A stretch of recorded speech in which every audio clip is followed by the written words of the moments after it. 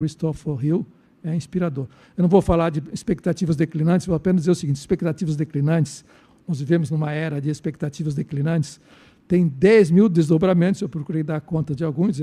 O diagnóstico não é meu, não é uma tese metafísica, ontológica, é uma constatação, é uma descrição sociológica. Quem fez isso, o primeiro a fazer e usou essa expressão, foi um sociólogo, um psicólogo social americano, radical, um outsider, chamado Christopher Lasch, que escreveu um livro sobre a sociedade narcisista. Ele começa um ensaio sobre a era das expectativas declinantes. Ele estava falando da sociedade americana. E os primeiros parágrafos do livro, que é um livro genial, foi pouco lido, todo mundo achou que era psicologia social barato. Ele começa assim: o que está acontecendo na sociedade americana? E para eles, quando você fala sociedade americana, é o resto do mundo desenvolvido, porque eles dão a nota. Quando eu posso descrever, os magazines, as pesquisas sociológicas descrevem o comportamento da família média americana, de uma dona de casa, como alguém que vive em estado de sítio, quando uma catástrofe pode acontecer a qualquer momento, e que, portanto, a vida diária daquela família é uma corrida de obstáculos diante da catástrofe que está vindo na sua direção. Quando isso acontece, eu começo a dizer que nós vivemos numa era de expectativas declinantes. Todo mundo espera o pior.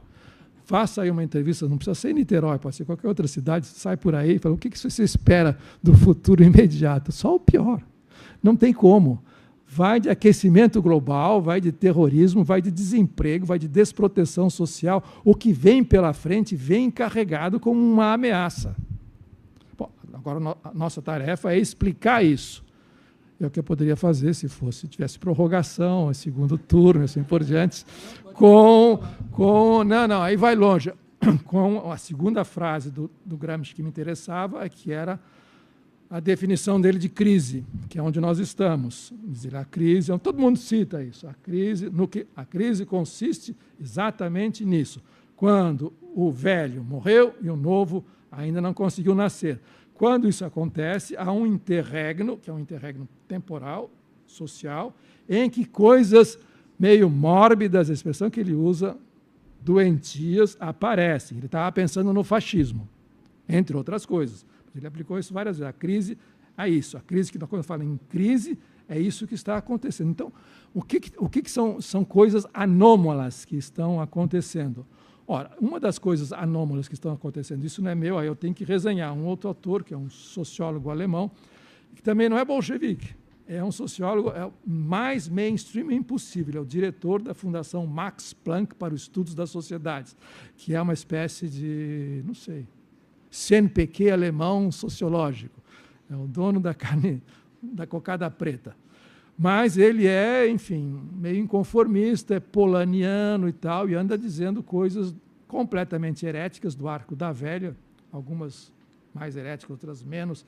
E ele diz o seguinte, entre outras coisas, que é o que me interessa. Primeiro, ele é o primeiro a voltar, a ressuscitar em termos não convencionais essa frase, esse diagnóstico do Gramsci a respeito da teratologia social. E ele escreveu todas essas coisas antes do Brexit e antes do Trump, antes dos monstros aparecerem. Ou o monstro maior, que é o Trump, que nós temos que começar a entender. Porque aparece nesses momentos de interregno, que ele começa a descrever. Eu não vou repetir toda a descrição que ele deu aqui, senão nós vamos longe, vou dar apenas uma das características que é a que nos interessa imediatamente. Nós estamos falando em revolução e anticapitalismo e assim por diante. Ele diz... O diagnóstico dele, bom, eu sei que eu não sou o primeiro a dizer isso, muita gente já falou alguma coisa chamada fim do capitalismo. Eu também acho, e ele não é marxista, ele é Polanyi mesmo, ele é Polanyi. Eu acho que o capitalismo está no fim, está acabando. E como é que ele está acabando? Então ele diz o seguinte, aí o que me interessava desenvolver se fosse noutra ocasião. Ele está dizendo, a ruptura que nós estamos chamando de revolução, não é um acontecimento, é um processo. O fim do capitalismo é um processo, não é mais. É uma ilusão moderna que nós tínhamos de que seria uma ruptura evenemencial, um acontecimento apocalíptico, por assim dizer.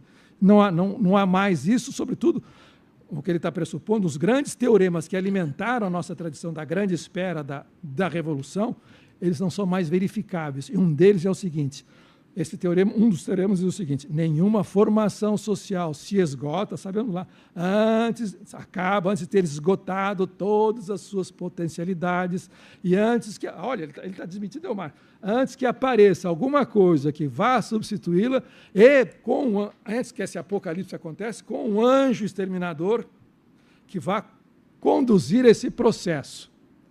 Diz ele, nós estamos vivendo esse processo de fim, mas nada que possa substituir esse sistema em decomposição que nós estamos vendo compareça, e muito menos um parteiro. Por quê? Aí ele começa a explicar. Porque esses possíveis parteiros têm um elenco enorme, não é apenas a classe operária organizada e combativa. É um elenco enorme de instituições, de freios, de tradições, de contrapesos que refreiam a tendência à ilimitação do capitalismo. Ora, o capitalismo chegou a um ponto que, pelo seu sucesso, ele destruiu os seus próprios opositores. E são os seus opositores que o salvaram até agora.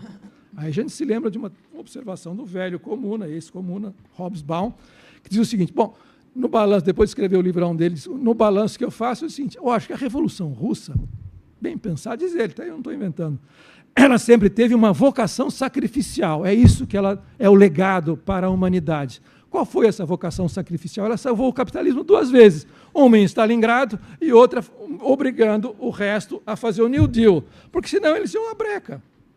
Ou sob o nazismo, que seria o fim da civilização, ou sem o New Deal. Ora, o que esse alemão está dizendo é o seguinte, sem esse sistema, entre o movimento operário organizado, aí eu acrescento o seguinte, a famosa política burguesa, que nós sempre cuspimos em cima, nunca foi política burguesa, foi nossa. Tudo que se fez na famosa democracia burguesa, todas as instituições, sindicatos, parlamentos, partidos, direitos universais, direitos disso, daquilo, foi a classe trabalhadora que conquistou, arrancou. Ora, no momento em que ela desaparece como opositora, não há mais freios, vão para cima, então estão reinventando tudo. Vai desde o desastre ambiental até a reinvenção do trabalho escravo, porque não tem mais. Então ele diz, está morrendo, o que vem aí é um pós-capitalismo. Nesse pós-capitalismo, uma sociedade que não se reproduz mais, não tem mais sistema, não tem mais integração sistêmica, só social, a integração social é um fardo para todos os indivíduos que têm que se virar, não existe mais nada.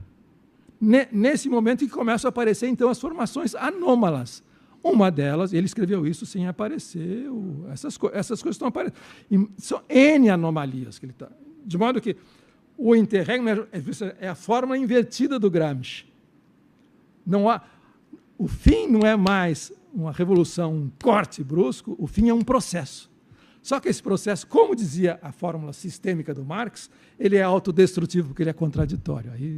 Só que o Marx dizia o seguinte, o otimista do Marx, onde há contradição, há esperança. Nós vivemos durante 150 anos em torno disso. Hoje há contradição sem esperança. A contradição é uma autodestruição. Aí ele diz, é por overdose que o capitalismo está morrendo e agonizando, e está produzindo essas fórmulas, essas aberrações que estão aparecendo, são acontecimentos imprevisíveis, que podem ser desastrosos, cujas consequências a gente não consegue dominar. A ideia de que é uma oportunidade, essa crise é uma oportunidade para que você consiga reconstituir institucionalmente, é uma suposição otimista da capacidade de organização dos coletivos, porque o que veio, que se chama de neoliberalismo, era acabar com a ação coletiva. E sem ação coletiva não vai acontecer. Não adianta a gente convocar os nossos amigos de sempre das centrais sindicais, vão todos juntos, derrubar o homem lá, o vampiro, e recomeçar o processo.